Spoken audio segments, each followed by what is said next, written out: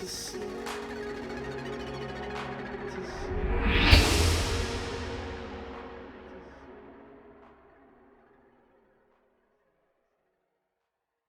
like to try and make this fairly interactive because you're all experienced CIOs, and just touch on a bit of my experience and draw on that.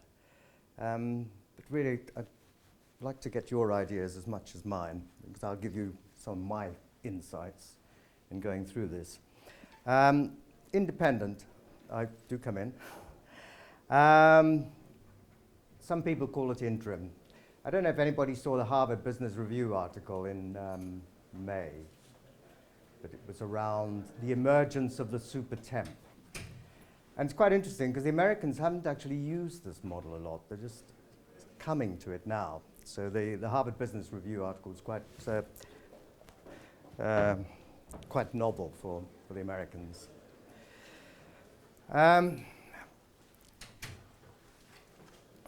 Latterly, just finished a role at the City of London, and it's fairly typical of a CIO role, going into a new department, finding out what the issues are, and to a certain extent, troubleshooting. What do people look for in an interim? What does anybody have views on what an interim CIO would be? What we would do? Coming in to take care of what hadn't been taken care of before, perhaps? Cleaning up the mess. Sometimes, yeah. Implement something particularly difficult. Yeah, there is that role as well, and I've had all of these, and it's quite. What's really interesting is the variety, because you go into. I've been into organisations I wouldn't normally go into, and taken on roles I wouldn't normally do. To a certain extent, yeah, it's a troubleshooting role sometimes. It is normally, although people don't often start off like that, it is a business transformation role as well. It can be that, or an IT organization transformation role. And what's quite interesting is that there's so many organizations which haven't actually got their IT organization together. So it's really putting in place an IT organization and certainly the governance around that.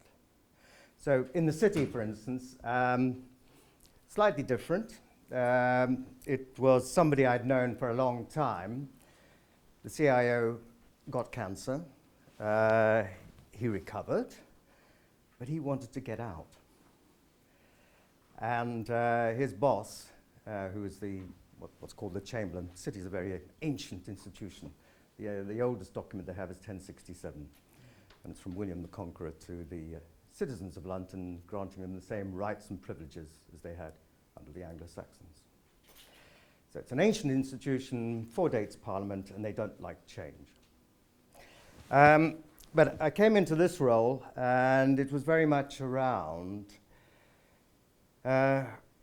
look, you're providing a fantastic service. In the benchmark, it's partly local government, it's partly private company, and it's also a charity because it runs the bridges like Tower Bridge, runs the London bridges up to Blackfriars.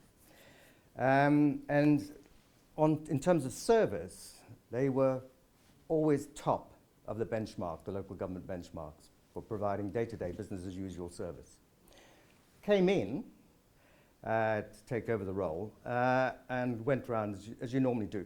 I mean, normally you're parachuting into a situation, and you're coming in and you try to find out as soon as possible where the decisions really are made. And I'm sure you know that the organisation chart doesn't always reflect where it's all happening. So the normal tactic is to go in the first 2 or 3 weeks. They say hit the ground running.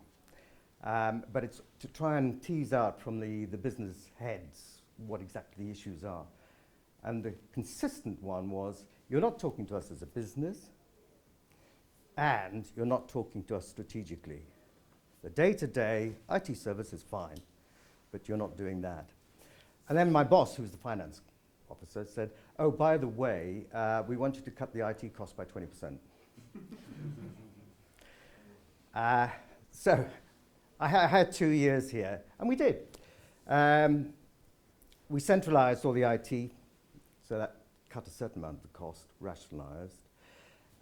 We did cut the budget by 20%, but at the same time reorganized.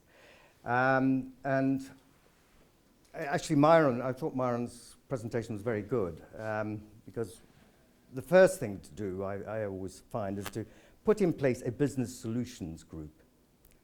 They didn't have a business solutions group.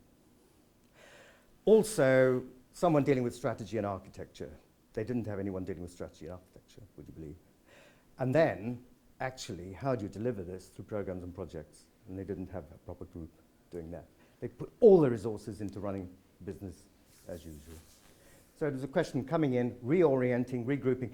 You know, typically when I go into an organization where there are problems, one of the major issues is that you've got very good people, you'll have very good people at all levels, but it's a matter of actually opening them up to be able to deliver and putting in place the right sort of organization.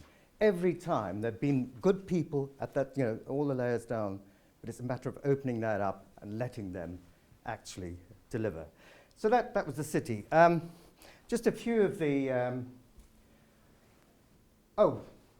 actually Myron touched on this as well. I don't know if you, had you seen this study?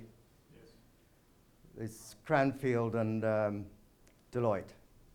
And if you focus on the CIO as purely the IT deliverer, yeah, probably that, you know, there's probably a lot of truth in that. But the role isn't very well understood, defined, and there's some very telling figures in there. Senior managers, 70% of them just don't understand the role. There's no standard role for the information officer. For me, the key, and I'll say it now, is actually in the term Chief Information Officer. It's around, come from the information back to the systems and the technology. That's what it's all about. So I don't think the role of the CIO is over. This is my wife's sense of humor about a CV, to CV. So last role in the city, that was 2 years. And then I've done a series of other interim roles as well. There's some lessons out of each of these. Actually, British Gas, that was a really interesting one. They always are. I mean, the change was enormous.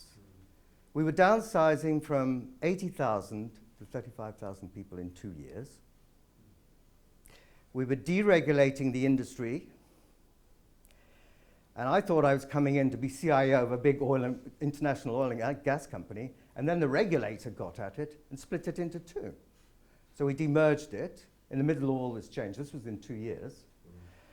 And at the same time, putting in the new systems for the new industry.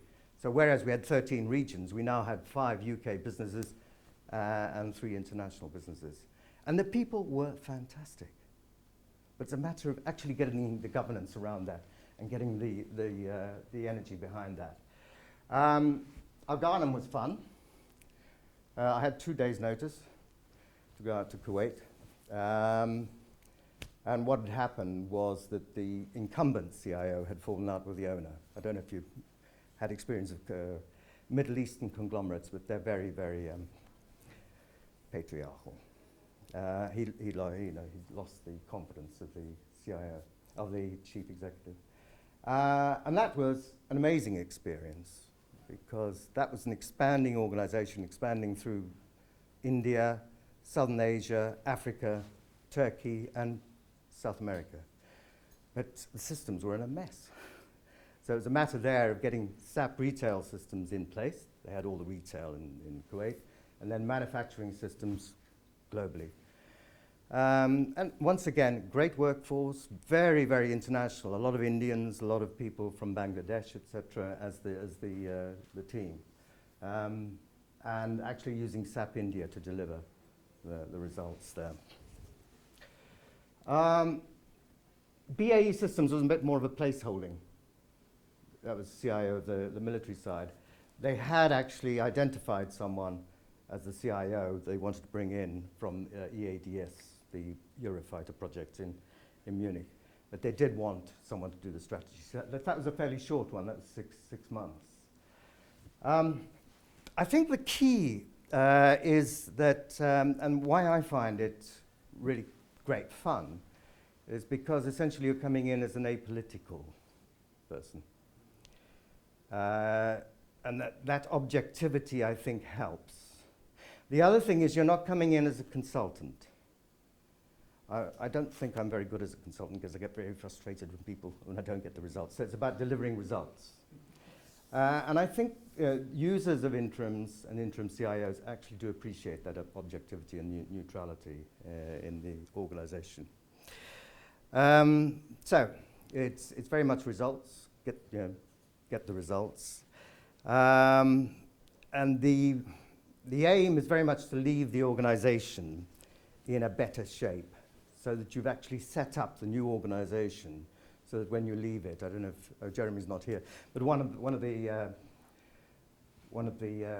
assignments I had was the Audit Commission. Jeremy is the current CIO of the Audit Commission.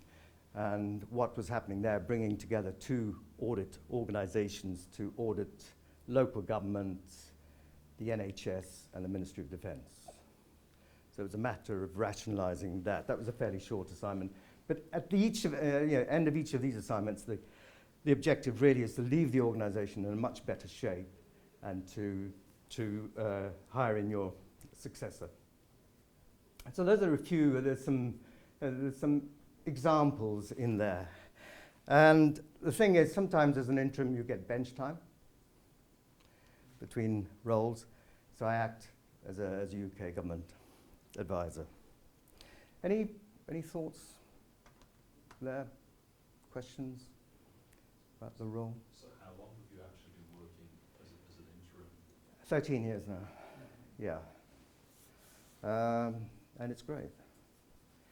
But you do get the downtimes as well. So you've got to be prepared for that. It's not always, but sometimes you'll be working on 2 assignments at once as well.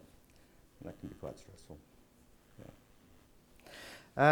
But there are 1 or 2 themes which I think come through. What is the leader? Some of this came out of Myron's presentation there. It is around leadership, but leadership of what? It is around focusing really on solutions for the business. So you do need to link into the business. What's the business knowledge? As an interim, you've got to learn that damn fast. But there are common processes, common issues in organizations when you go in. And it's being involved at a strategic level with the business and also in terms of how you deliver the IT systems. And it's getting that credibility. Myron talked about it just now. It's about getting that credibility if your systems are falling over and you don't sort. An interesting one was Transport for London. I was brought in as the CIO of Transport for London.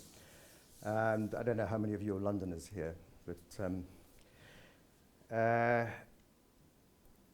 the mayor then, Ken Livingstone, quite a feisty character, brought in an American who had, Bob Kiley, who had sorted out the New York Metro, Boston Metro, and Philadelphia Metro. So he was an expert on underground systems. And Ken brought him in to sort out the underground. And then there was a big standoff. We were creating Transport for London, so an integrated transport system for London. But the Treasury, the UK government Treasury, wouldn't allow the underground to go into Transport for London until they had agreed a certain way of funding and managing the underground, public-private partnership. So there was a standoff between the politicians at the top level. Came in, and there was really a lot of energy, a lot of will to do things, a wish to change things. And London actually now, when you look at it, has done an awful lot of things. And in that space of time, what we'd put in was Journey Planner. I don't know if anybody here has ever used Journey Planner. That was very novel. It was actually a German system, because the Germans have a much more integrated travel. Yeah. And we put in, and there was a lot of blood on the carpet there because the information department didn't want it because all their people there, sitting there at the end of phones, actually giving information. Then we brought in Oyster Card. which is obviously a smart card. It's not contactless yet, contactless next year. And a more controversial one was we brought in congestion charging, which was trying to clear the routes really for the buses, because we were getting into capacity limits on the tube. We could only take 2.7 million passengers at the time, so we were trying to put people on the buses, but the buses wouldn't move because there was all the traffic.